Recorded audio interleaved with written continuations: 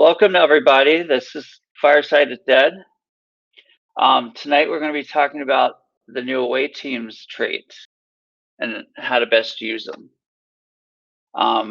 After that, we're going to go into isogen and particles for some of our guys who are just now getting that research open. But first we're going to talk about these new away team traits. So let's jump right into it. If you're following along at home, just open up your away teams real quick and go into one of the new missions that you have. And you're going to notice that in the box, in the reward box, you have these new critical traits.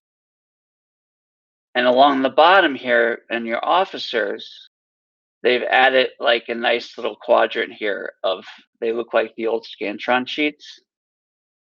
And you'll notice that some of them are filled in, some of them aren't.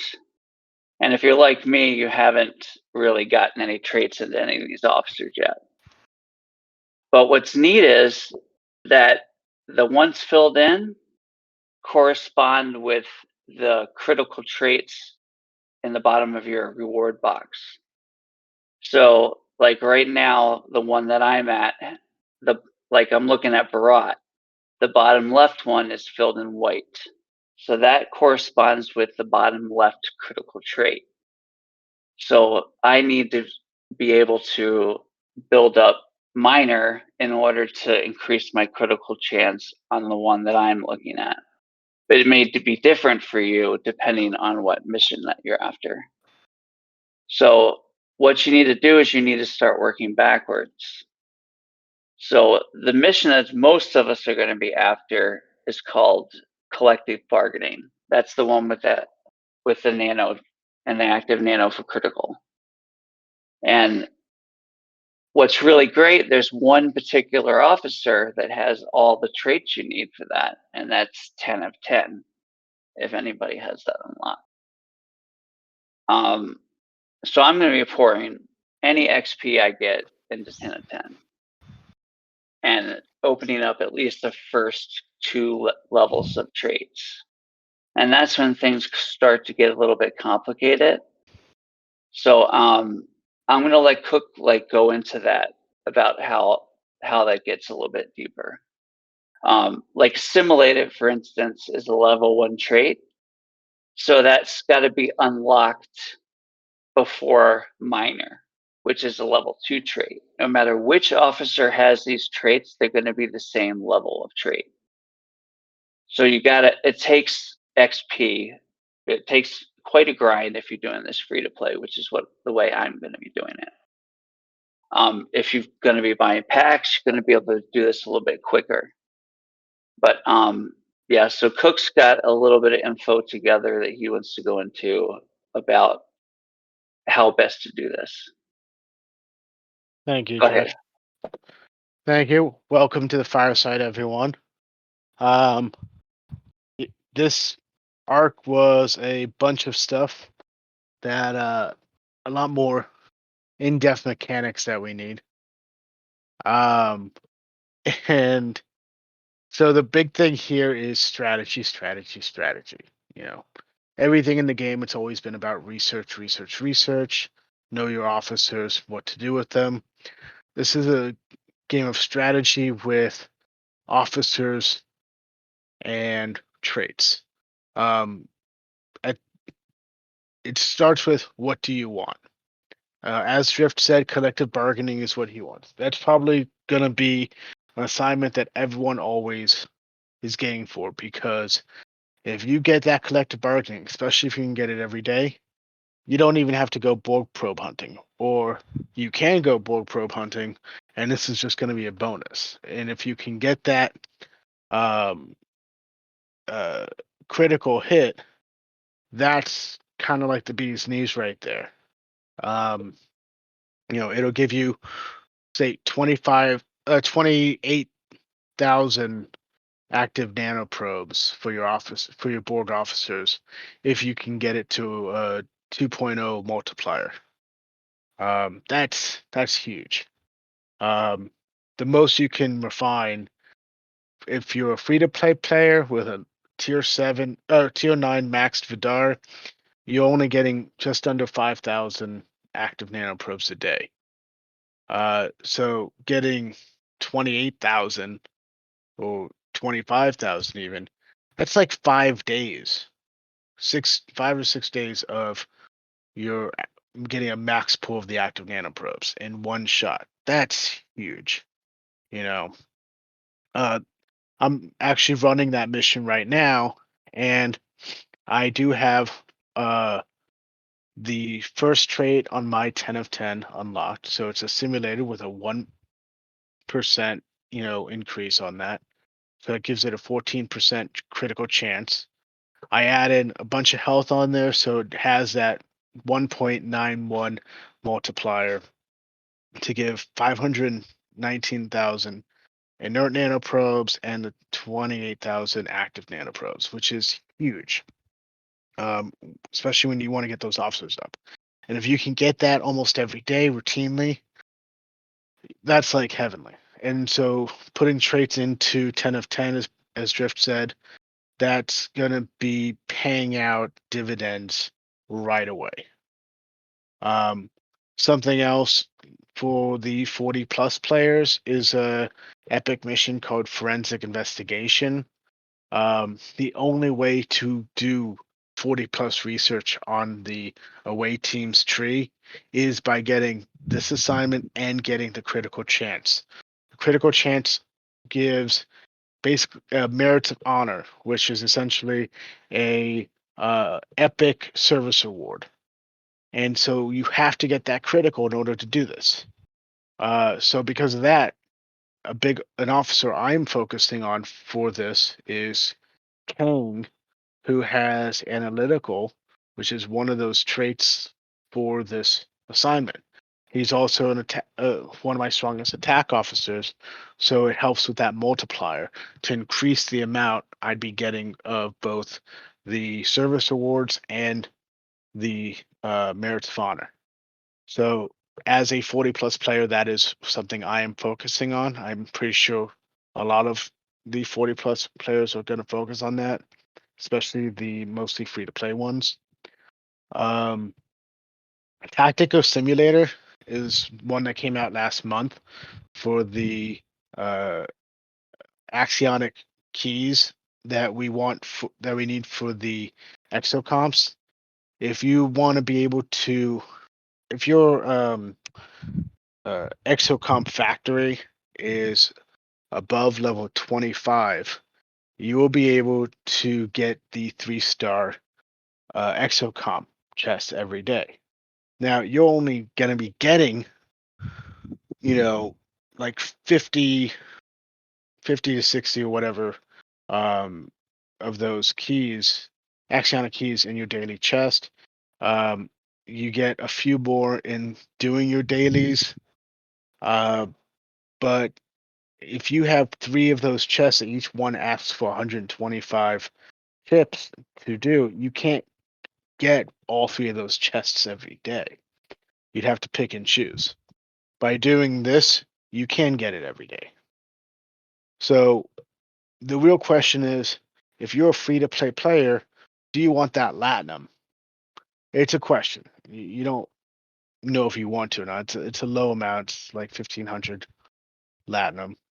But you get that multiplier on there and you get a good amount of axionic chips. Something that they introduced in this arc, though, is the away team's store. Now, the away team store is going to be next to your consumable store.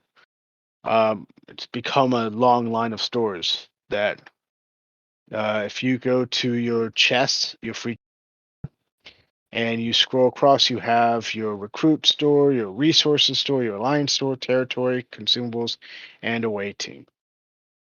In the away team store, it is all about reputation. Whatever your reputation is with the rogue store, with the factions, you will be able to buy more reputation and you will be able to buy ship blueprints and yeah, that's it. For any ship that you qualify for, you can get. I can even get Valdor blueprints because I'm celebrated with the Romulan. So Vor to Vor blueprints. So whatever reputation levels you are, those ships will unlock, and you'll be able to get reputations based on that, including in the Rogue Reputation store. Um, but these things are expensive, and the way that they've modified that is in the away teams list. There's a couple missions there that give out um, the credits you need for it. Those credits, it's called Lead Expedition, is the assignment, and it's all about that critical. If you can get that critical, you can get at least 5,000 credits per assignment, and there's usually 2 assignments or so. And once you finish that assignment, another one pops up immediately. The Yeah. caveat there is it's not always those credit ones aren't always going to be just credits. There's also ones that are giving out epic shards, and that's amazing because they still giving out 12 10 of 10 shards, or 12 Michael Burnham shards, 12 data shards, you know 12 TOS Spock shards. They are giving out 12 epic shards at a time, and all you have to do is figure out which officer you want, who has the traits that will help ensure you get that critical hit, and focus on that. If that's what you want to do, you want to focus on that, getting that officer's shards, then you can focus there. So it's all Now, about focus on what you want to unlock and what you want to gain continuously. a But lot you of also these better ones, though, like you have to remember, aren't going to be level 1 critical traits. Like you're going to have to unlock something first, the first level trait, before you get to that second level trait that may affect these. So it's going to take quite a grind, like to get. yes. But you do have to, like Cook is saying, focus first on the away team mission that you want, then work backwards to your officer. Like, and it will take the confusion completely out of it. It Yes. makes it easy to work, but you have to focus on the mission, one mission at a time. Because if you start, laying your XP all over the place, you're not going to get that much of an increase on your crits. Uh, but to help you out with that, if you go to the other channel in the dead library at the top, um, we do have some screenshots that will tell you which officers have what traits, the cost for unlocking the traits, and the costs in the of all the blueprints and reputations in the event store, in the um, away team store. There's also stuff about the cost of each trait and how to best pair them. Um, it's all helpful information right there to help you guys out. The best way free to play to get more XP is you can get it in your daily goals by completing an assignment every day and by completing all your daily goals, or the chests. Um, the other thing is there's an away team assignment that, as a regular reward, not a critical, but a regular reward, gives out 5,000 or 2,000, something like that, uh, trait XP. And then you want to, I believe it's a health focused assignment. You want to maximize that as much as possible to get a high multiplier on it. That is the best source of trade XP in the free to play grind. You can buy it in the store where they're offering 65,000 trade XP for $100. Darius can talk to you about if that's a good thing or not. It's kind of got mixed reviews, at least in my opinion. The pack doesn't give much out besides that. I mean, a regular officer pack gives you way more stuff than this does. And it's not enough to max an officer, because to max an officer, an epic officer at least, costs 107,000 trade XP. It's actually 323,000. Oh, you're right. I looked at the wrong line. Thank you. Sorry about that. So yes, So that's 323,500. If it's a rare officer, though, and here's the thing: you don't have to just use epic officers here. The epic officers are going to really help with the multipliers, but you don't have to always use them exclusively. Uncommon officers have one trait, rare officers have two traits.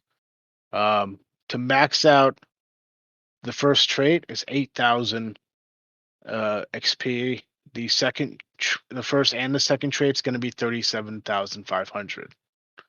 So the 65k could help you max or get close to maxing 2 rare officers or 4 uncommons. But you also don't want to go spreading yourself out. These traits are not stackable. You can't go and run, say, 3 mining officers on one assignment and hope that it gives you an increased chance. It's not going to. That's where the strategy comes in. The best thing to do really is to find that one officer that has the most traits for that assignment that you want, and then that one officer can help unlock the maximum ability for that critical chance, and then you have the other 2 officers that are going to increase the multiplier for you. Yeah, because some of them have actually max crit chances. Like some of them max at 80%, some of them max at 60, but there's certain ones that you can actually get 100% if you max out an epic officer. But in Yes. my opinion, if you're free to play, I wouldn't even chase an epic officer. I mean, and just start working on your rares, because Well, that's feasible to max out the traits on a rare officer, like, or just max the first 2 traits on an epic. that I'd go with max the first 2 traits. It depends on the officer, though. It really Yeah, does. depends on what you're going for.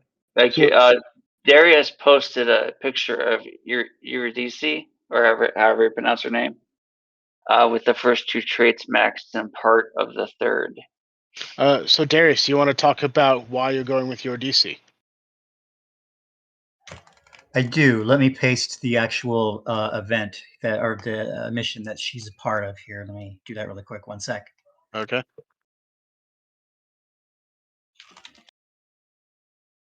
If anybody's finding any of this confusing, like, write something in chat.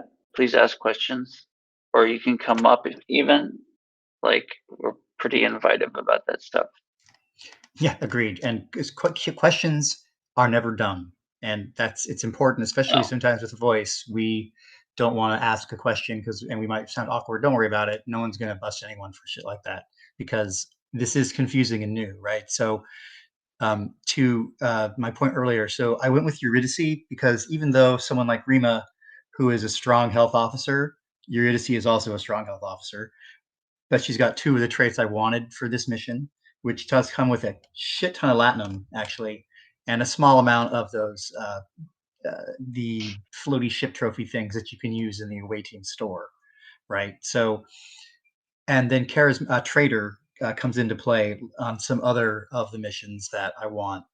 And the important difference between like level 1, 2, and 3 traits is that level 2 and 3 traits run deeper, right? There's more points per. So you can see on the bottom right of the second screenshot where charismatic is in play. That's a second tier trait, so there's 4 points there, and a first tier trait here that's deceptive doesn't really count, right? So, but that's 3 points. And then if I had maxed trader, which I didn't want to do, I put I think 2 points in it because that gives me those points as well, right? So I have a fair crit chance. I mean, it's not going to hit all the time, but I'm not going so much for the trophies on this one as I am going for 15,000 or 14,000 latinum. Because your multipliers affect the crit one as well, right? Correct. Your multipliers affect your critical outcome as well.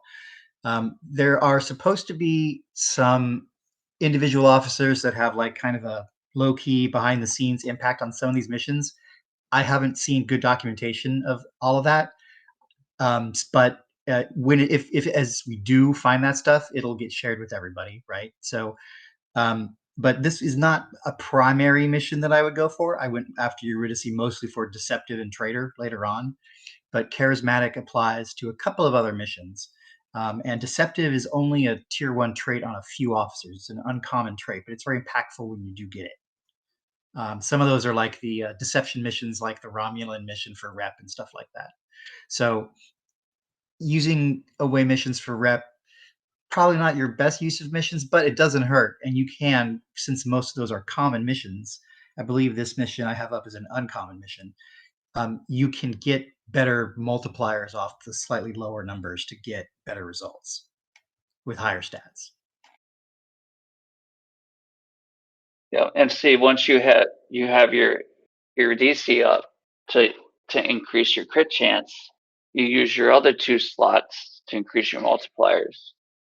With this configuration here, this one here specifically is to show kind of how Rima has charismatic as well.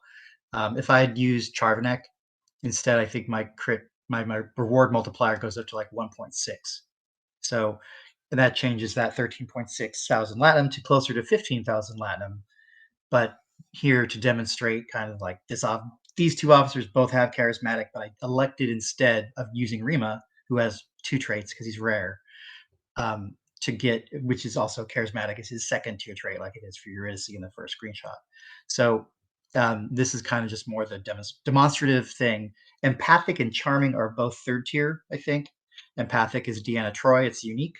And I don't know if we mentioned this earlier, but the tier 3 traits are unique to the officer, like Psionic for Gary Mitchell when they encounter the galactic barrier, or the Time one for Michael Burnham. There's a trait that's unique, the 3rd tier trait that matters to that one as well. Yeah, like 10 of 10, F fluffy. Yep. So they made them really difficult. They made them expensive and then unique to one officer, which is just awful. I want to be not super pro Scopely on this, but I want to say that it's my opinion, and that is purely an opinion, that traits will have bearing in other parts of the game soon, and that we can expect a series of feature releases and updates related to things like traits in other parts of the game. So today, Gary Mitchell has exactly one thing he can do if you spend the gazillion trait XP on him to get Psionic, right? And that's to improve your crit chance to get 12 toss Spock shards, which is pretty dope. I've gotten the crit on that once, which I think I posted somewhere. And these are meaty, heavy, epic officer chunks. Like that's noticeable. Yeah. I mean, perfect example with that would be with these auctions. You know, they've now added solo milestones paired with the auctions for the new epic officers, and that is you have to spend so much materials in order to get 10 epic shards. Well, here's a away mission that's giving you 12 epic shards. So given that price differential, this thing is definitely meaty.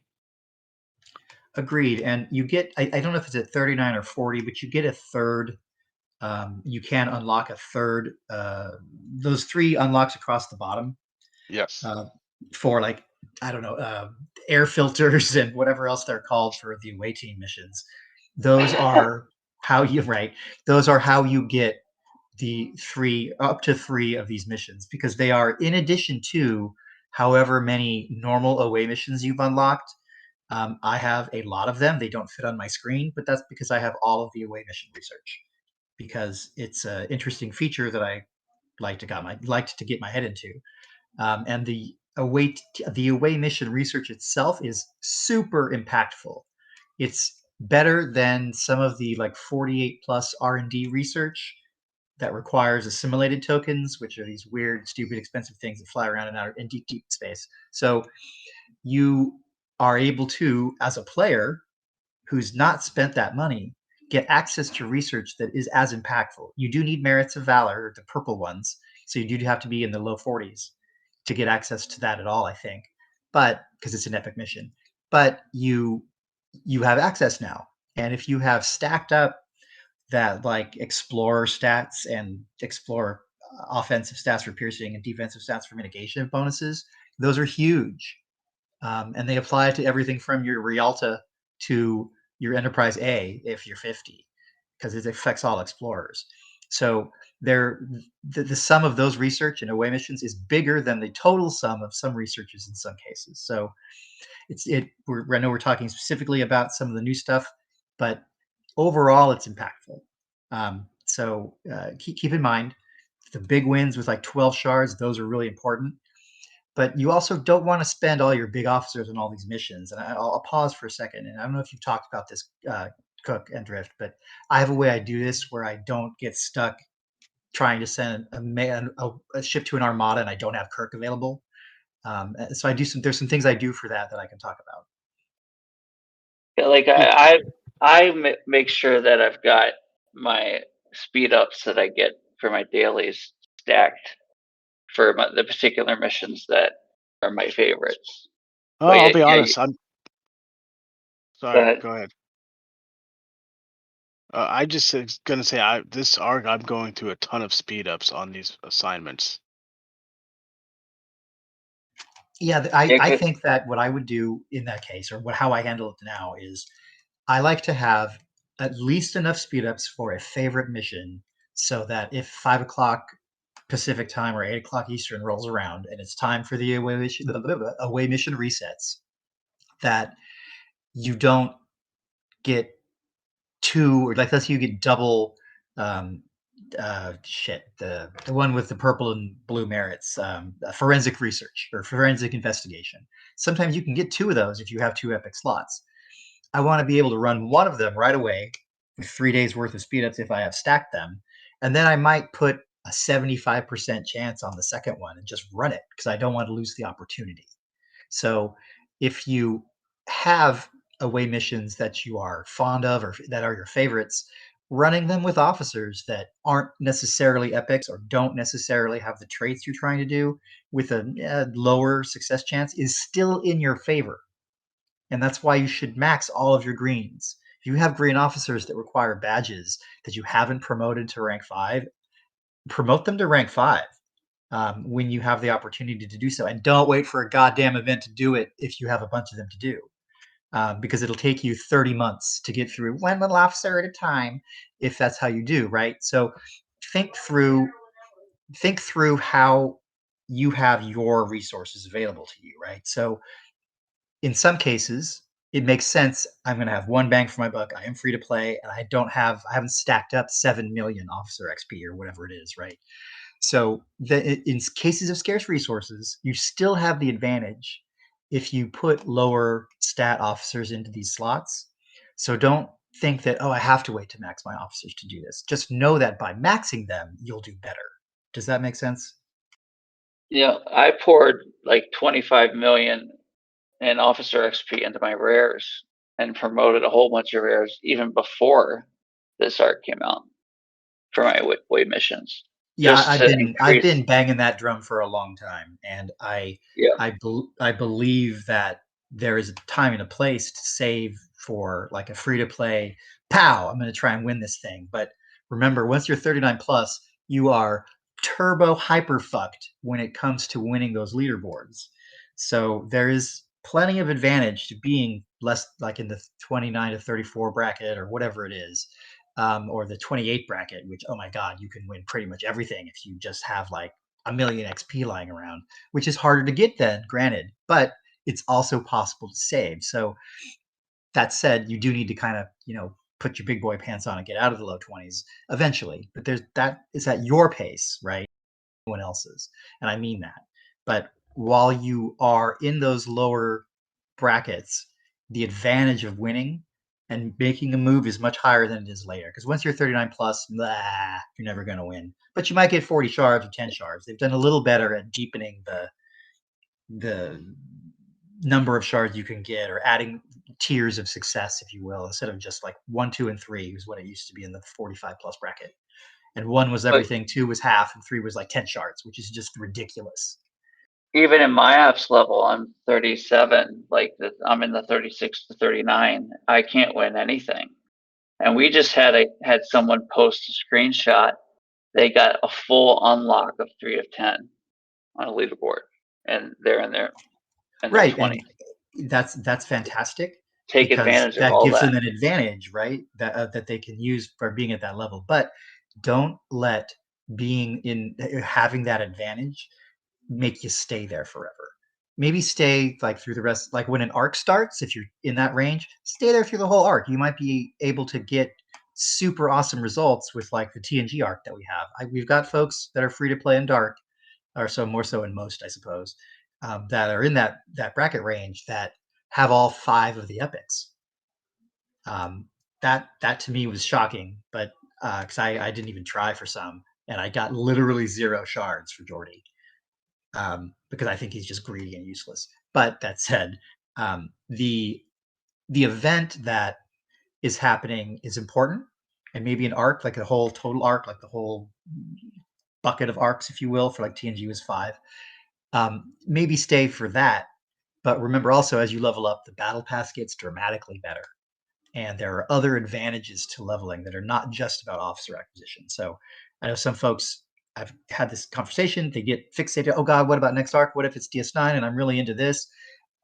Okay, you can make that choice, but eventually leveling does become kind of a mandate, really. You kind of get too far left behind. But that's kind of what we're doing here, is making sure you don't. Yeah, so shout out to American Woman. She's the one that got the full unlock, by the way. She's in the audience right now. Yeah, I saw that. I mean, 1, that's awesome. And 2, I'm really glad that they made 3 of 10 not some like total bullshit reset of T'Pring's abilities. Like they start where T'Pring ends, which is just great.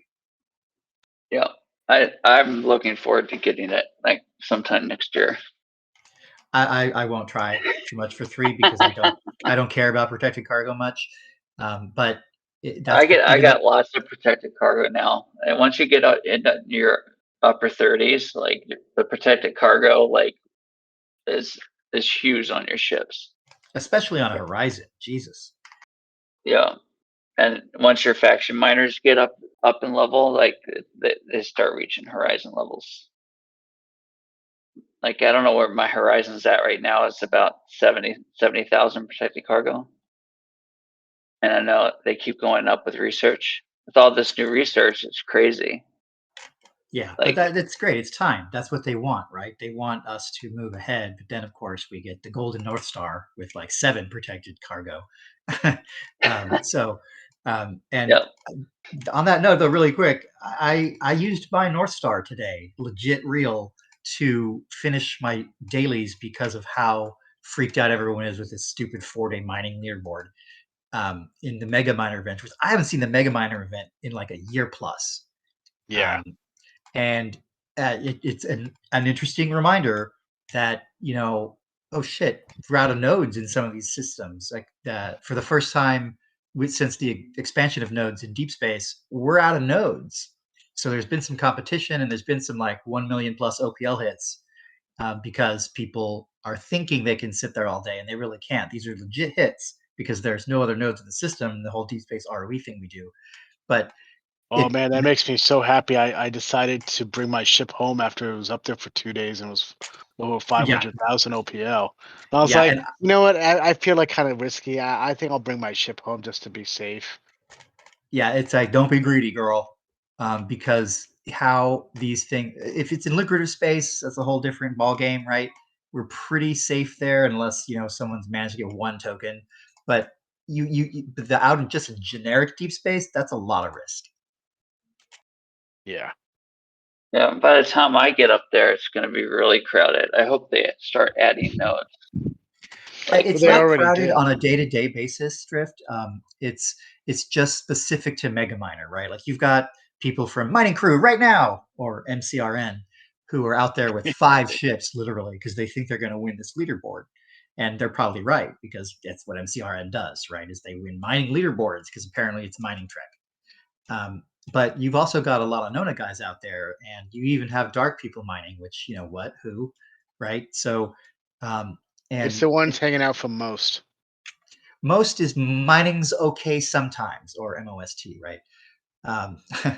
There's a lot of mining, but seeing the 2.4 million nodes full since the first day we've seen that, I'm pretty sure, since this whole thing started. Yeah. Yeah, it's crazy. I mean, some of these guys, they can afford to build like 5 maxed out, Antares or something, to mine a bunch of gas. I And don't they know can't about that. compete. I mean, it's cheaper to build 5 maxed out Antares than it is to build one of those weird gas centipedes that you get for 4-star. True. But you have to deal with a lot of different components because it's ship parts once you get out to that level, right? Like, and they're expensive to repair, I hear. Like, if you ever want to piss off somebody in the late 40s that's raiding you and play possum and kill their 4-star miner, you're gonna have a bad day, and so are all your friends. Yeah. Especially if that late 40s player happens to be someone whose name starts with a K. Or it is some variant of some kind of canine, or has some sort of canis in it, whatever, one of those things. Yeah, both of those. Yeah. So does anybody have any questions on this, on these away team traits? Yes. Any questions whatsoever? The only stupid question is the one not asked. And why people are waiting to do questions. If we don't have any questions, Cook and Drift, I'll segue back to how I manage my officers with 6 fucking ships and still able to get some of my away missions done. Yes, that would be curious. I have a hard time with 5. It's ridiculous. But let's see if there's questions. If there's not, then we can go back to that. But there's got to be questions. We don't have a huge audience, but there's enough people that are out there that I know they'd be the king of questions looking at those names. Question is, how many licks does it take to get to the center of a Tootsie Pop? 3. Okay. A 1, a 2, 3. Okay. 42. That's the secret to the Yeah. universe. Yeah. I know that one. You forgot to ask Mr. Owl. That's really the only one who knows the answer. Well, I don't see Mr. Owl in the audience, so I figured I'd just throw it out there. Fair enough. Let's see what Kaylee has to say. At the moment, traits are explicitly for away team missions. As Darius pointed out, and I tend to agree with him on this, this is definitely such a deep mechanic that there's no way it's just going to be for away team assignments. It's got to be for something bigger down the line. Well, let's hope. I'm pretty confident. I mean, given the amount of engineering time that it takes in the kind of model that Scopely uses for their development and testing and deployment, this is beefy. This is beefier than the extra hit points they added to the Enterprise A. This is honestly one of the beefiest they've ever done. So if you're still unsure about where to apply your XP, just keep stacking it. Just keep hoarding it, and then just because you can just apply it later if you're unsure about where and how to do it. You can ask somebody later. If you're not sure what to ask right now, just start hoarding that stuff away. Do the one away team mission. We just came up with the name of this. Officer training, I think. Officer training. Yep. Officer training gives you XP, and you get XP in your dailies. So it's possible for you to get a few thousand every day if that comes up every day. I've only seen it once. Yeah, I've only seen it I've once. never gotten it. Never gotten it. Yeah. First day I saw it, I said, "What's this?" So I stacked it, and I multiplier. I forget what the multiplier was, but pulled some XP out of that, and then I applied it to an officer some random officer, and before I looked into like what everything is for. So I just completely wasted it. So it's better not a to just waste. stack it. Never a waste, but there are better ways and worse ways. Like I maxed pilot on Chen because I maxed pilot on Chen, who's a green officer, but her stats are all mostly the same, right? So it doesn't hurt me if there's a pilot mission that's got attack, defense, or health, right? So there are some cases where a green officer with a common first tier trait is really important. Like what Kemsal did. He used his to unlock 10 of 10's first trait for nanoprobes, which I think is augment, right? No, sorry, not augment. No, it's assimilated. Right. Yeah. No, So it's putting similar. frequency I to did the same assimilated is thing. great. Yep, And that's going I to help put- you for any other mission, because I'm sure there will be some other Borg mission that requires you to have assimilated. Yeah, Yeah. that's where I put my next set. I put it into the 10 of 10, and now my crit chance for that is up to 19%. So I'm hoping to increase that further as I invest into it. There is no dumb questions.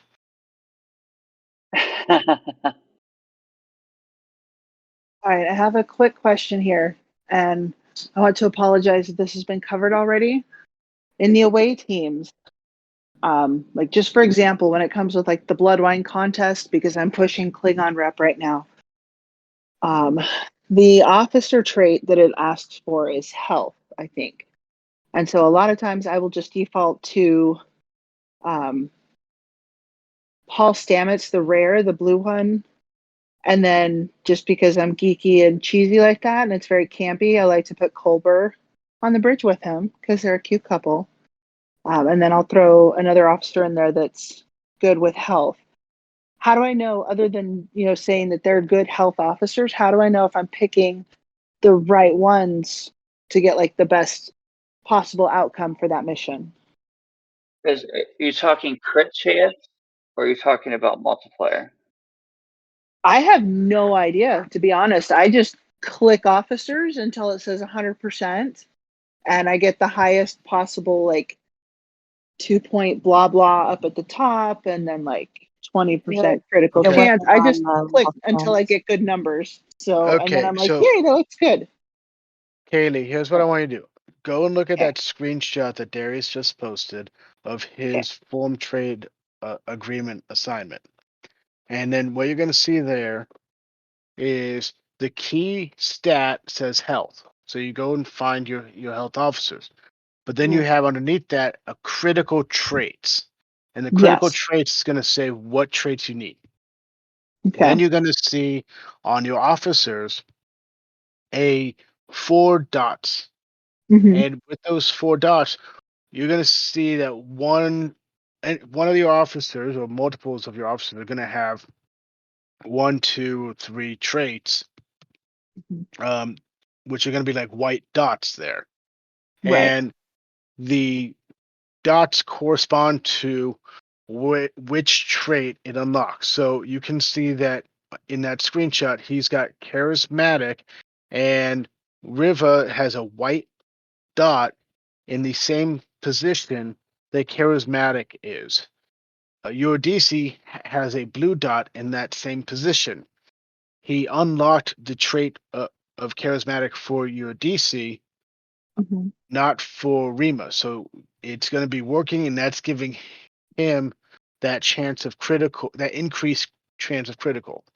The combination of these health stats and overall stats of all 3 officers pushed him over the 100% mark, and over that 100% mark, it gave him a multiplier of 1.36, which you see in that top right corner.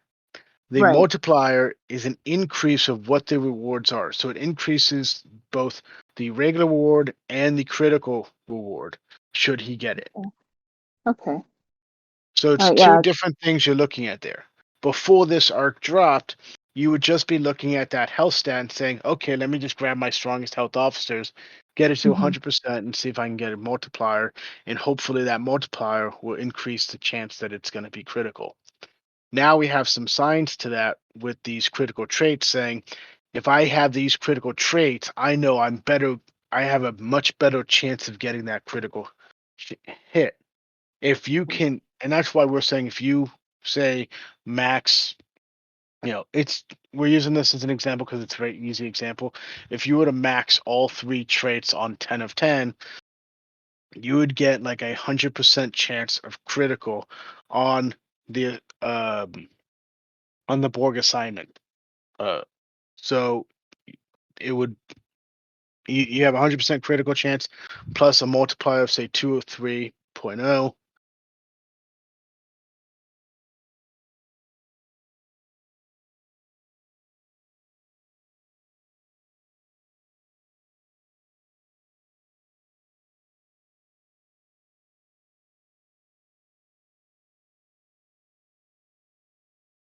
You're talking about such you can get 100%. I think that's one of the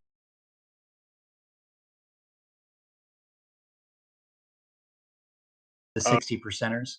Thing I think we didn't cover completely is if you start one of the new assignments, with the little rainbow icons, the new ones, one of the 1, 2, or 3 assignments that you can get for the new away missions, and you do not have any points in critical traits, you will always have a 0% chance of critical, and you will not increase your rewards past 100%.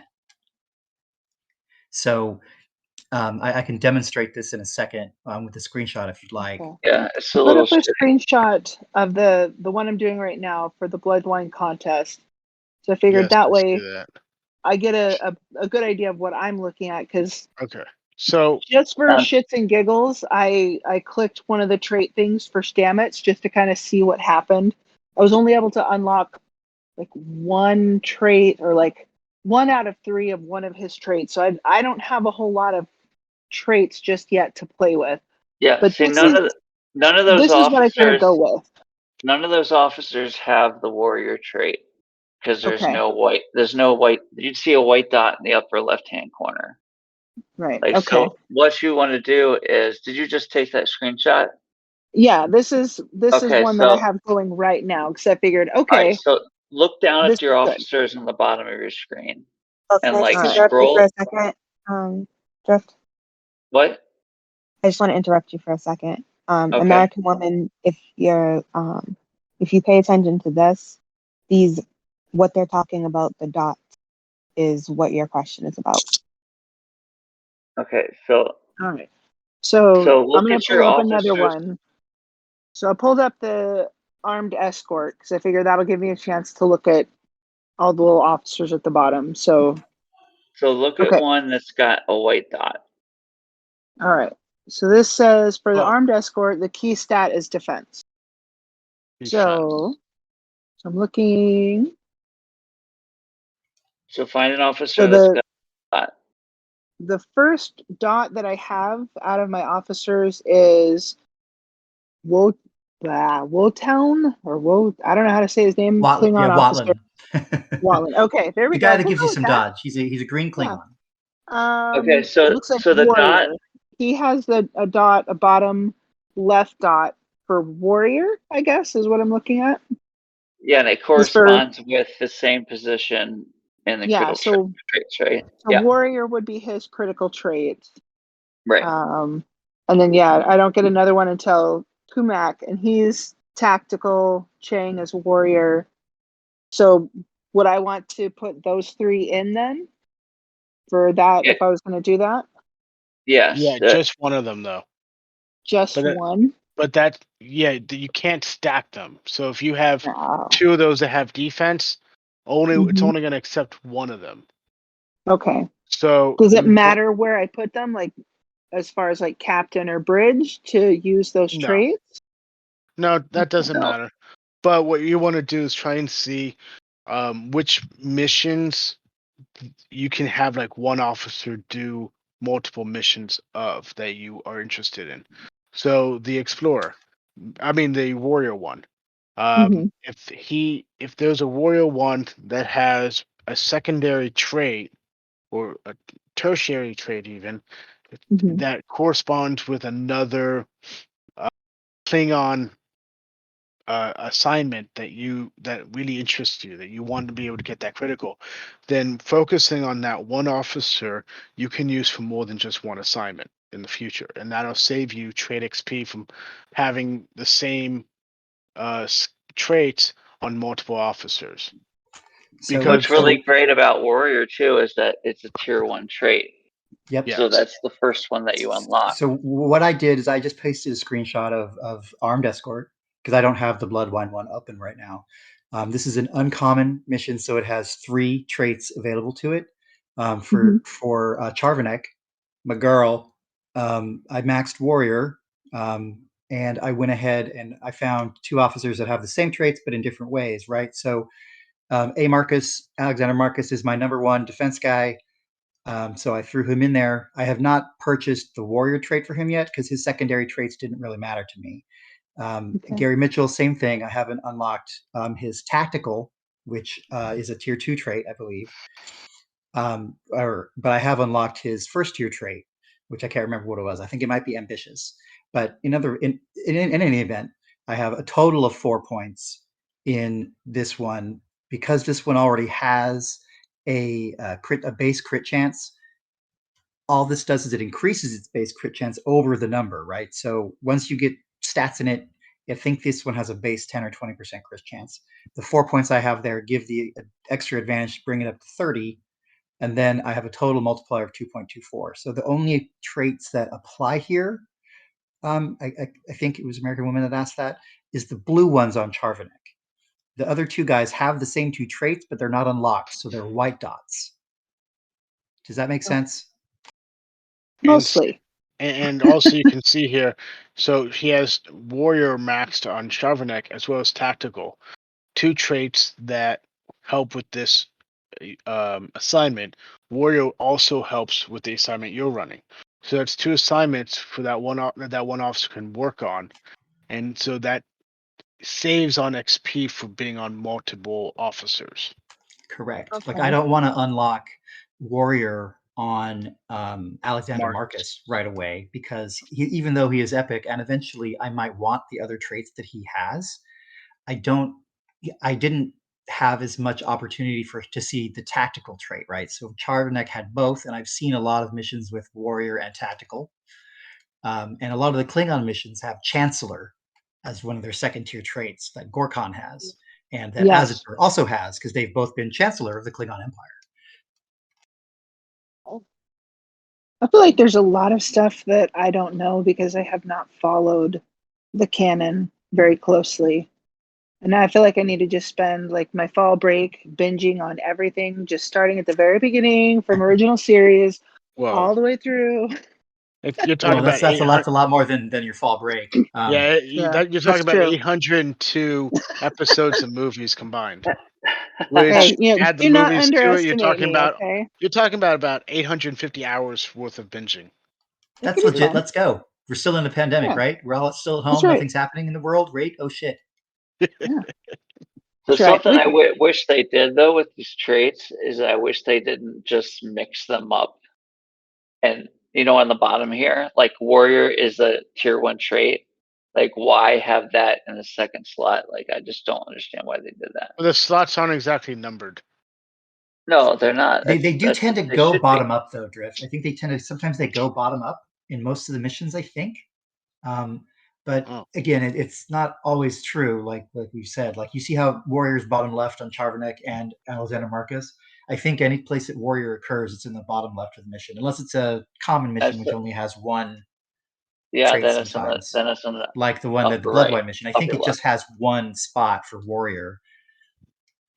Yeah. And then with Chen, why I did the 3 points in pilot for Chen is that I didn't see, and I could be wrong, or they might release something later, is I didn't see anything else that needed pilot.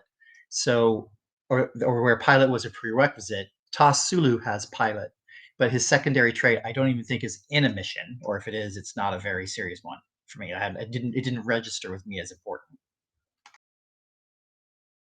Yeah, and a lot of these the better away missions, like the traits that you need are going to be like second tier traits, which kind of suck, but it's an investment and it's a grind, just like anything else in this game. Exactly. Like I was really hoping that you could immediately, as a free to play, immediately just apply these XP and just start doing things, but you can't. No. It's gonna take a while. Well, That's everything in very this game, slippery. everything in this game is about patience and grinding for things to take a while, and of course RNG. Yep, everything is RNG. RNG, and then of course, remember, you can do one of two things. You can take time and do it for free, or you can spend money and transform money into time, right? So I really briefly on that tip. So I purchased 2 total of the XP packs, which I don't think are a good deal, but I wanted to be able to get to some 3rd tier traits. So I did on Gorkon and one other officer, where I unlocked 1 or 2 points of a 3rd tier trait. I wanted to see if the 3rd tier traits were worth more points in the critical chance, just in case. That would be useful to know, right? So they're not. It's still just the sum total of the points, right? So here, if I had unlocked Warrior for Alexander Marcus and Charvanek to 3, I'd still only get the 3 points, right? But if let's say I think security is also a 2nd tier trait, but if it was a 3rd tier trait and it was worth 2 points to critical instead of 1 point, then that would be worth knowing, so we could share that with folks. But it's not, thankfully. No, so it does add additional to your crits, but not an increased exponential additional. Like it's just Correct. a The point. tier of Point is the a tier point. of the trait doesn't affect the effect, if you will, of that trait on your critical chance. So it's kind of horrible, but it's Scopely. What are you gonna do, right? Put up or shut up. It's like shield or share, except you know about your wallet.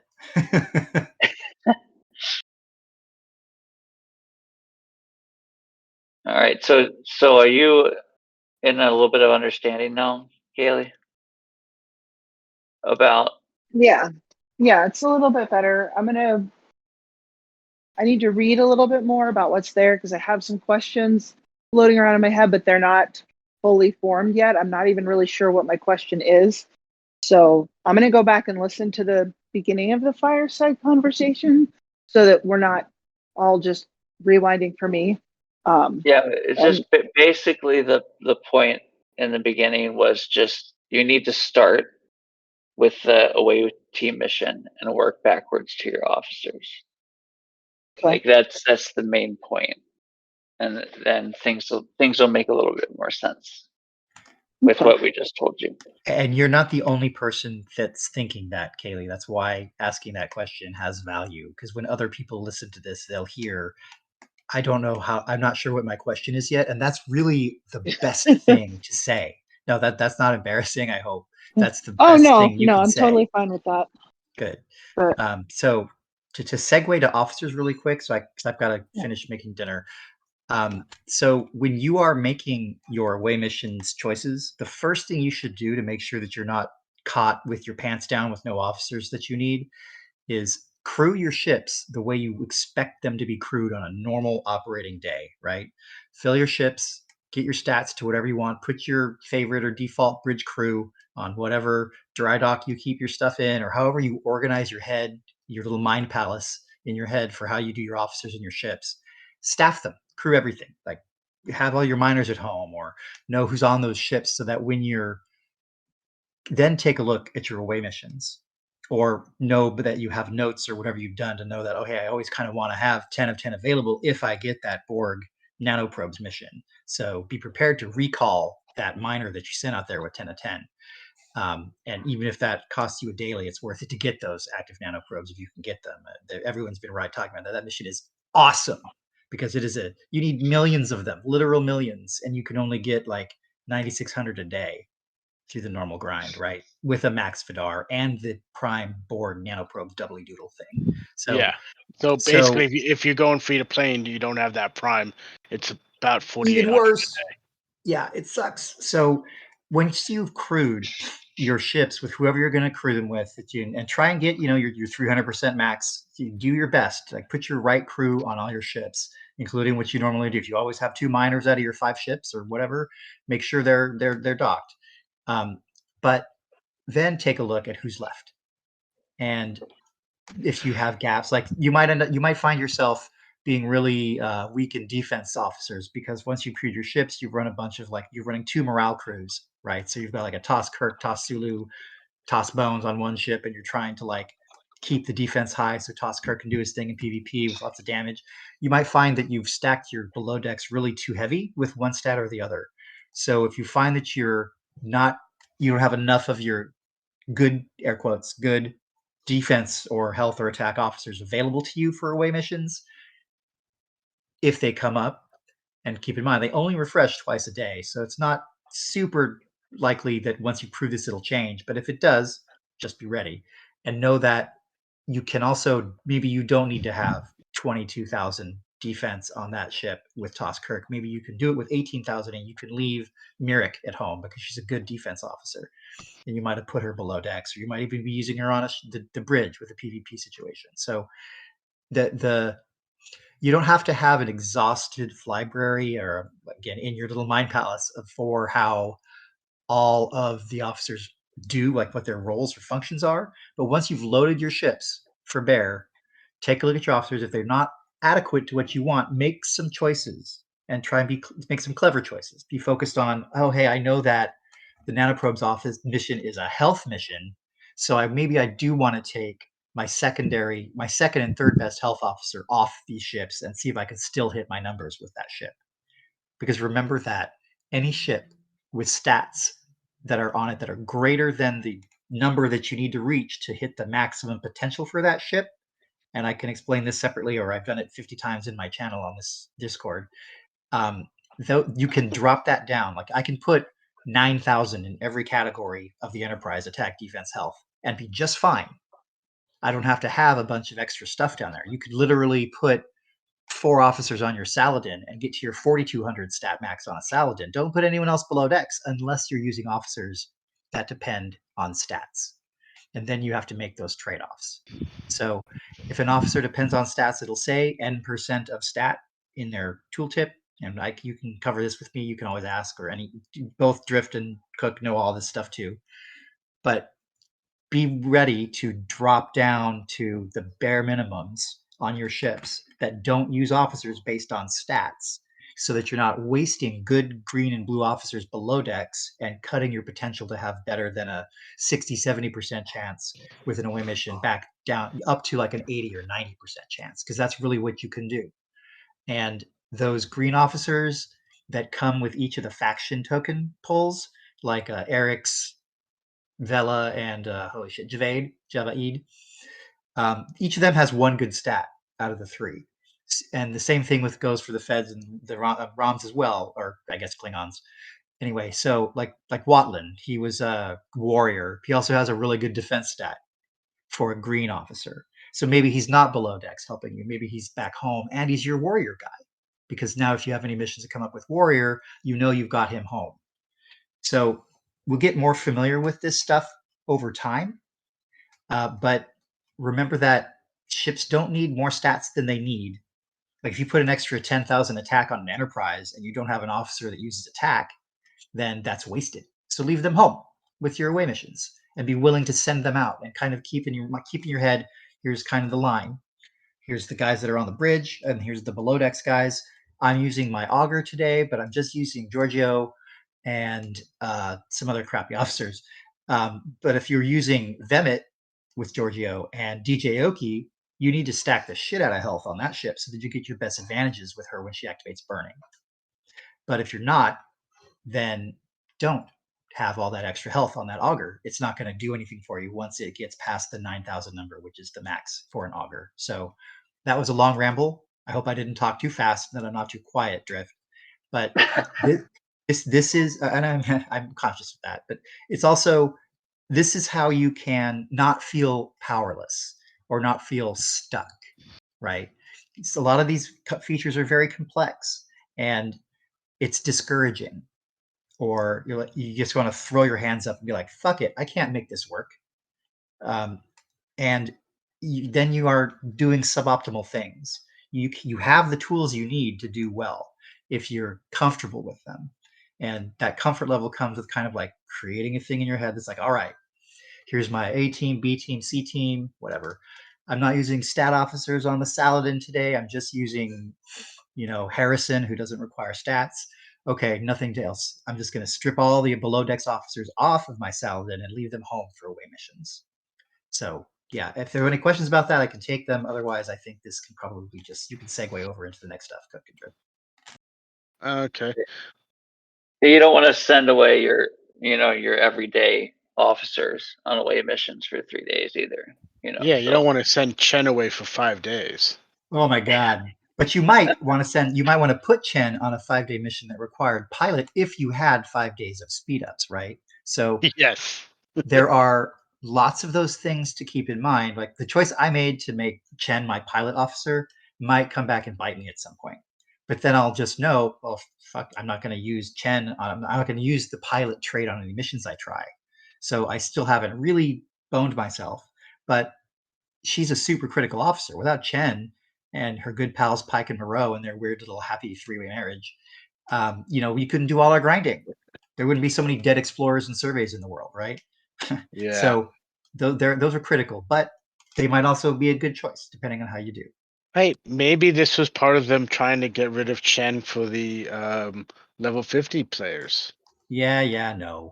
That when they changed her tooltip, they announced that change, and then everyone has a tiny little hamster memory, and everyone over 50 shit their pants because now they had to spend their big ships on dailies like everyone else in the game does before they get Pike Moreau Chen, right?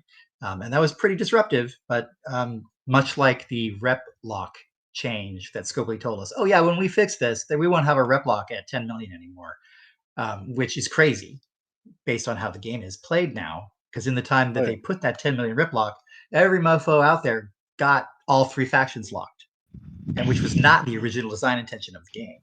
So Scopely rolled that back, and they rolled Chen back as well, because that was the right thing to do. They rolled the 10 mil rep block back. Yeah, this was about a year and a half ago when they tried to implement this thing with Chen. They took away the faction lock at 10 mil, and everyone who'd had faction lock was furious. People as they should be, game. Right? I don't remember that. It did not last very long. I think it lasted like 2 days. I don't even know if it made it 2 days. I mean, with Chen, they did it in 2 hours, right? But yeah. with the fact, so the 10 million faction lock was there because there was a field that could not go to 8 digits. It was like a 9999999 it reset to 0, right? So they implemented a faction lock so that it would no longer have this problem. I'm glossing through all the details. I'd have to look at the patch notes, but back then it was still Panic, I think, or maybe it was right before Panic when Gala was still around. But anyway, they were like, this is what we're doing and why, and oops, we made a mistake. We didn't set a field properly, and so we have this issue. This was the same time they had the divide by 0 error with Pike Moreau, possibly with double-sided synergy. Moreau could actually increase the damage you took. So stuff like that in the game where the XP bonuses can become like infinity XP or minus all your XP. So those are understandable if amateur mistakes to make in a massive game, but they implemented these fixes for that with the 10 million rep lock, and as soon as they rolled it back, suddenly people are going to lose all that rep they've gained. It's kind of like the billion rep lock. To get to the billion, you kind of have to roll back any other gains you have in the other 2, right? If you haven't locked any of the other ones. All right, let me jump in here real quick. Captain Mark, just click on that red-green thing, invite to speak. Should be an invite. That'll bring you up. How you doing, Captain Mark? You just got to unmute yourself. Yeah, I do remember. I think it was Inco or someone else was complaining. It took them like a month to get that rep back that they lost just doing a couple of days. That was a hard fix, man. That's a lot of weird numbers to get back out of a database. Yeah. Hey, how you doing, guys? Hey, Great. Cap. How you doing? Pretty good. I just wanted to jump in real quick on that rep lock. It took a lot longer than just a few days. It was close to a month before they got that squared away. Because I remember I was scared to do anything with rep until they put that back in place, and it took quite a while for that to happen. They weren't nearly as communicative as they are now, which is hard to believe, because of their wonderful communication skills.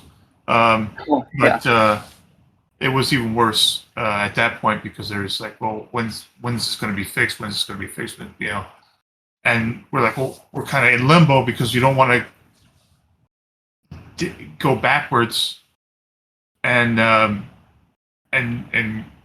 ruin all the work that we put into getting those areas locked. Yeah.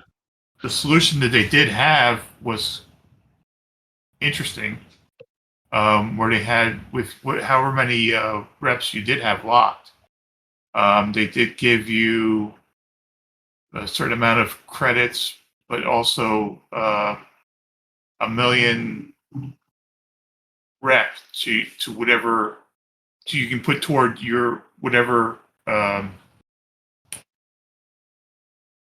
faction you wanted.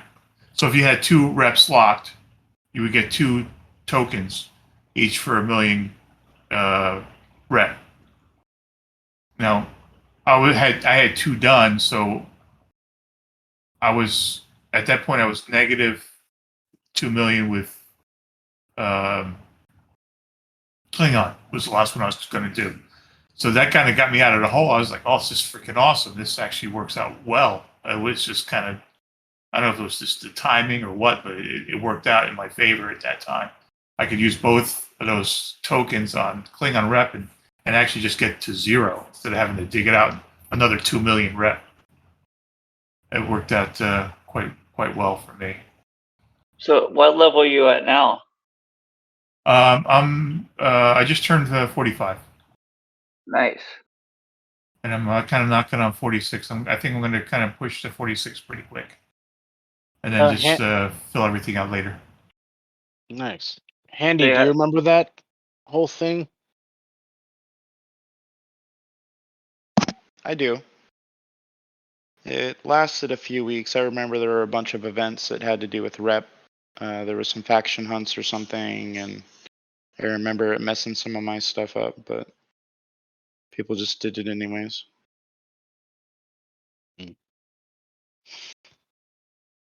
Yeah. So did you have any questions, Captain Mark, on away team stuff? Oh, I'm totally lost on that. I have no idea what I'm doing with the away teams. The next 2.0. Does anyone want to? Do we want to add anything? I was late to the party. What did you guys talk about? Everything. Let's Everything. just start over. So then there's basically nothing to add. Then great. Okay. Well, that's great. Let's see you next time, guys. Yeah. Well, go back and listen to the beginning when you get a chance. How about we go over the other part that we wanted to cover today, and then we will circle back for any other last questions and comments about this. Okay. We want to go over some isogen and particles also, because we've got a lot of players that are just hitting 25 that now they're seeing these isogen refineries and they're wondering what to do with it. So we were talking earlier, Cook and I, and the best suggestion for you guys is to just mine the heck out of isogen. Like, if we have access to all 3, so just mine the heck out of it and refine it, because you're going to need a lot of it. And you also have that option to turn your refined isogen into resin, which can be used for research right away. So you can do everything in your territory research tree up to that 2-star isogen, which, there's plenty to do until level 30, until the rest of that stuff unlocks. Cam wanted me to comment on, there's a trick that we can do. There's a double pull that we can do at the end of TC. Right before we activate that what are they called? The bus for the isogen refinery. You can do an extra pull. That's It's all that's improved. about. Yeah, improved Isogen refinery that gives you an extra chest, basically, Yeah, or the you get extra ability chest for to that. do a bigger chest. Yeah, and in between that, we stall to activate that, and you get an extra pull in between them just for that hour we stall. So that's all that. I just wanted to answer that question real quick. Now, there is a caveat there. Anyone who was playing this game 2 months ago and finished the battle pass 2 months ago was able to get the Meridian. At level 25, they were able to then build the Meridian, and now they can get the Meridian iso resin refinery, and it'll increase the payout at every tier that you bring that Meridian up to. The caveat though is with the Meridian skin. The Meridian skin is what gives that extra refined chest in the 1, 2, and 3 ISO refineries. When the Meridian came out 2 months ago, they were giving that skin away for $20. So it was $20 to get this extra chest. If you did not get it, it is available in the event store. Here's the issue, though. In terms of costs, based on the credits, the medals of valor that it costs, it's basically equivalent to $130 for that skin that cost $20 2 months ago. Oops. Yeah. Yeah. If you didn't do it, just saying. If you didn't get it, you kind of got screwed here. Yeah. That's There will probably be another opportunity though. If you don't Hopefully want to the- spend all your loot on that. yes. I would definitely not recommend spending that much on the skin. It's nice to have, but I mean, we It's survived for really the nice past to year have. without it. But Yeah, but only we if you survived for mine the a past lot. year without it. Only if you mine a lot though. If you don't mine a whole lot, it's really not all that worth it. Like if you're not True. doing max refines, or Yeah, you don't it's want to true. mine 3 million ISO 3, 2 million ISO 2, and 600K or whatever it is. I'm exaggerating, but something close Yeah. to that. See what I do is Oh. I do the full chest, the 4 chest pull on 1-star Isogen, because I do our it on territory. everything. Yeah, our territory gives us an extra pull, and the skin gives an extra pull, but you have to literally use double the Isogen that you would use for a 3 chest pull. And to me, that's worth it. I think it's even more than double, isn't it? It's a little bit more than double. Well, for Is it us, more? definitely in the 40s. Yeah. Yeah. So it's every time you level up, like it goes up, and of course you get more. It's still Isogen worth it though. is worth it. And for 2 and 3-star, I do the middle pulls. Like I don't do the full pulls for those because you don't get as much Isogen resin. It's kind of Well, like yeah, if but you it's something. if you have like 1 meridian, you can expect to probably do like 1 max pull on 1-star. If you got a couple meridians, you could probably mine plenty to do, all 2 of them or 3 of them max. If you got like 3 meridians, you're probably pretty set if you only mine a few hours a day. You can do max on all of them. Oh yeah, I mean, easily. if Yeah. you're focused your mining on 1 ISO each day and just like stock up on it, then you could go for like a week. I mean, like yesterday I mined 8 million ISO 3. Cost me about 800,000 a day to do a full pull. So that's That's 10 it. days You of lucky dog. I know it costs you like what 1.5 million? No, it's like double that. No, wait, it's like, what is it? It's like 2.2 or something. Jeez, I thought it was Wow. 1.5 at 50. That must been the old That's more than that. That's like two stars, like that much, I think. Oh, the Yeah, 2-star. I'm over 1 million at 45. Yeah, at 41 it's 800, like 8.5, 850, something like that. But I mean, at mining 8 million yesterday, that was enough to last for the next like 10 days. And Yeah. ISO 3 mine's super fast. I mean, Yeah. compared to Yeah, it's ISO pretty 1. fast. Oh yeah, I mean the other day I was mining ISO 2, took all day too, and I mined 5 million. Today Yeah. I was mining ISO 1. You rotate each day when it's when you can mine it fast enough with the Meridian. And now that we have this awesome ISO NAP in the TC, no one's hitting I mean, I've had two ships on 0, and I even posted in general chat like an hour ago saying I have 2 full ships of ISO 3 if anyone wants them. Here's the coordinates. They're still sitting there. No one's even bothering to come hit them. So it's very easy to stock up on ISO these days. I do one at a time. Like I just work on 1 star one day and 2 star tomorrow. Yeah. And just keep stocking up like that. That's how And I then do pretty much everything. And then you can do a full pull of everything every day. Yeah. Because you're gonna need that Isogen. And 25 to 30 is an awesome opportunity to start leveling up that Meridian.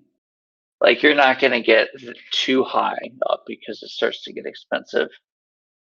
But Well, you're gonna need Isogen for so much research after now 30. the other thing is, and this is where people are getting really lucky, and I'm actually annoyed about it. At levels 35 and 39, there are warp tokens for the Meridian, so that you can take it past tier 5 and take it past tier 3 and tier 5. When the Meridian came out, if you had a second Meridian, if you have one Meridian, you get it free with your mission, like you do for your Franklin. If you have a second one, though, during the Riker month when the Meridian came out, you could get him in the Riker store, and it was expensive. Now they have it in the Territory store permanently for a measly 4,000 ISO emulsion. I mean, I'm actually But you really kind of annoyed by that because it's so cheap there now. you still Yeah, have to buy the second Meridian though. I would have taken all that stuff that I wasted on the Riker store and put it toward the card instead. Same here. I would have gotten more Picard shards, and then I wouldn't need as many right now. But speaking about that, Hindsight's 2020, guys. yeah, it is seriously. No point in So- beating yourself up about it. I'm not beating myself up about it. I'm beating other people up about it. Yeah, I mean, we weren't given the choice. Fair enough. But that Territory research tree is one of my favorites because a lot of it doesn't cost materials or not even a lot of resources. Like it just costs Isogen. No, And Oh, yeah. that's really Talk- awesome. Talk to me when you've started dealing with the dilithium cost. In the Territory tree? Yeah. Oh, okay. I guess that's coming. It's still one of the best. It's still one of the trees best, there. yes. It does. I think that's I've compared side by side Territory research with original, like old school station research. Yes. Like some of the efficiency researches for your station, like cost hundreds of uncommons and dozens of rares, and in the Territory store, it just costs like a few thousand Isogen. Like it's absolutely amazing. It's identical researches. Like I find that tree to be absolutely amazing. So I've been just dumping tons of speed ups and lat, and I'm just hugely speed up bottlenecked. It's crazy. But I Right. just absolutely love that tree. So Tam is asking what officer shards to prioritize in the event store right now. You really want to prioritize whoever you need. Me, I'm prioritizing Picard shards. Drift is prioritizing Riker and getting Beverly to tier 2. I'm looking at what they've been giving out in the past week. they've given out about 160,000 credits, merits, whatever they are, if you've done all of the solo milestones and alliance milestones.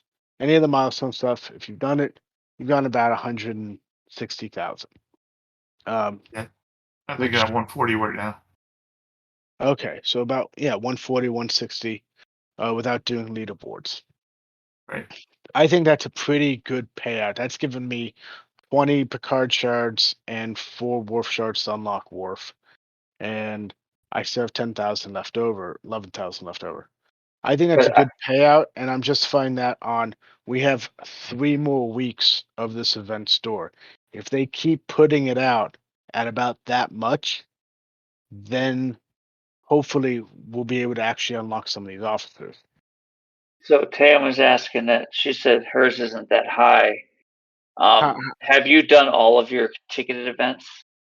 That could be why you Yeah, have a lower count. Oh yeah, I did all the tickets. Yeah. yeah. So you have to have done I all. didn't- of them. There's I didn't leaderboard. finish. I didn't finish mine for today though, so that's probably why I'm not at 160 yet. The first ticket events today. What about yesterday? Yeah, yesterday there Yeah. were 3. Yeah, there were 3 yesterday too.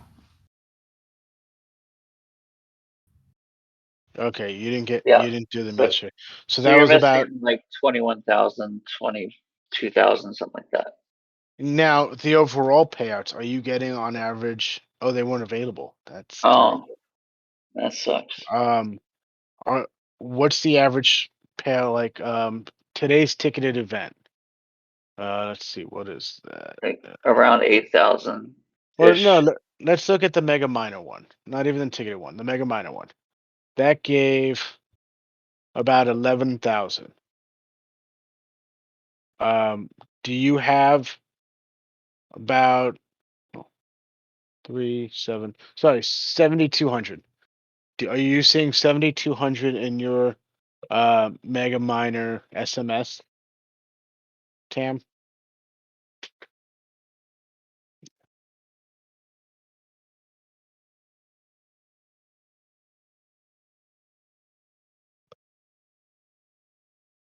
Yeah, she is slowly taping in.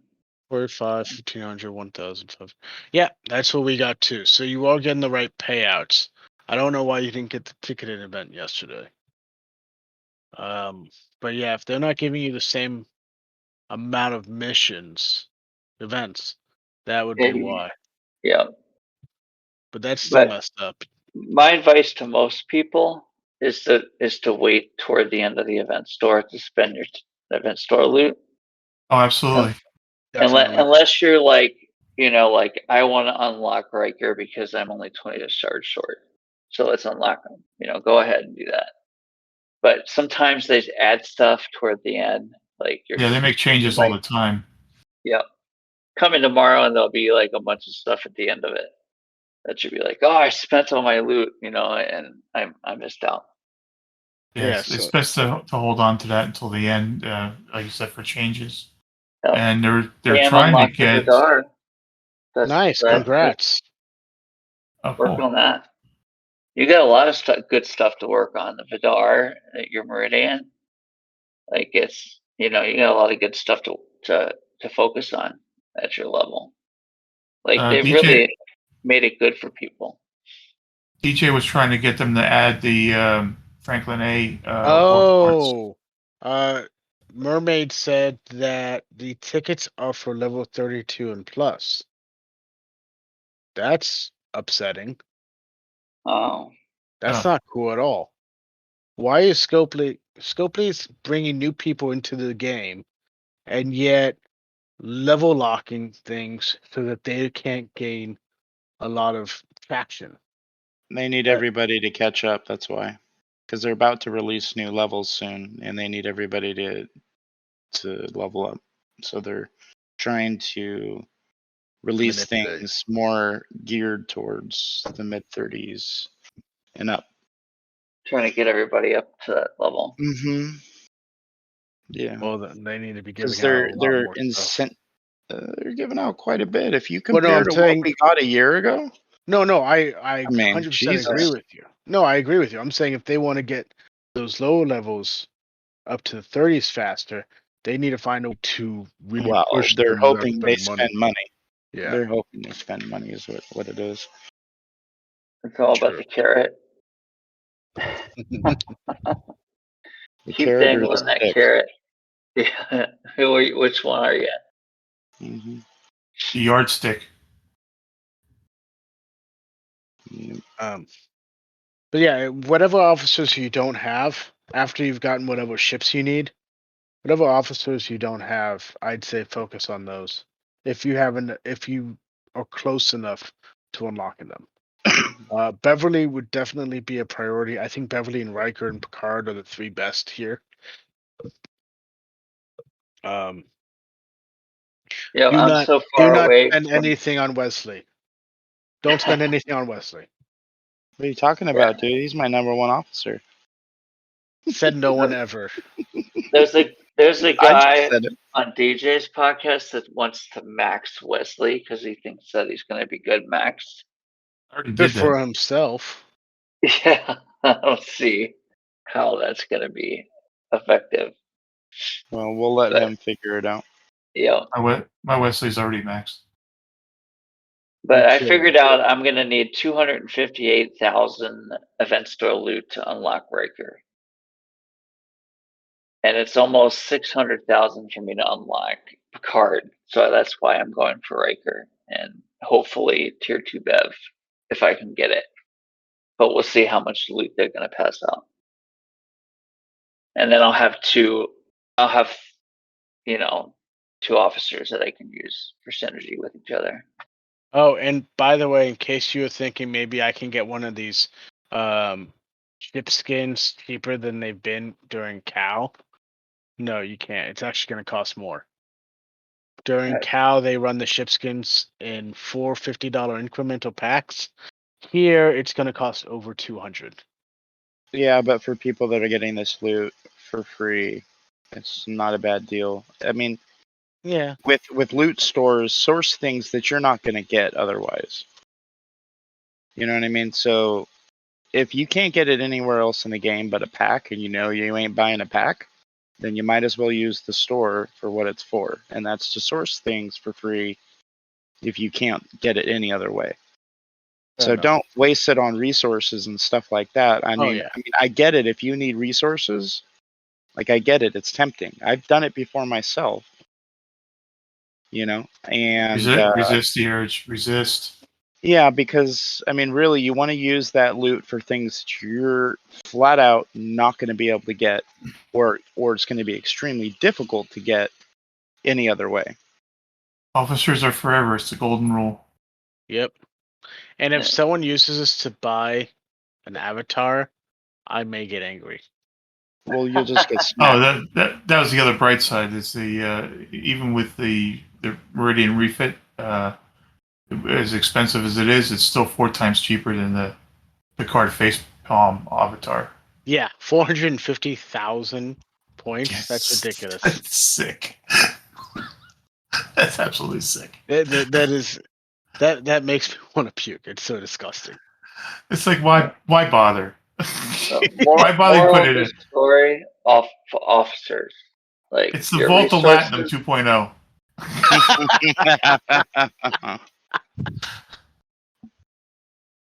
But you know what? There's somebody is going to get it. Oh, I'm sure. Yeah. I mean, that's the only reason why to keep the Volta Latinum. If nobody was buying it, they would have taken it off a long time ago. I don't know. Somebody I keeps buying it. It's also because they want to make it look like you're getting a better deal in another pack. You know what I I mean? think Yeah, I that's mean, what it it's- is. It's exactly what it is. It's they're literally leaving it there and say, look, all these other packs give you way more. Yeah. It's ridiculous. Yeah, there's a lot of stupid folks out there. Anyway, we're at about time to close. We can keep on chatting, but for editing purposes, I like to close out at about 90 minutes. So if you want to walk us out, Cook. Yeah. Thank you very much, everyone, for coming in. sharing your insight and information.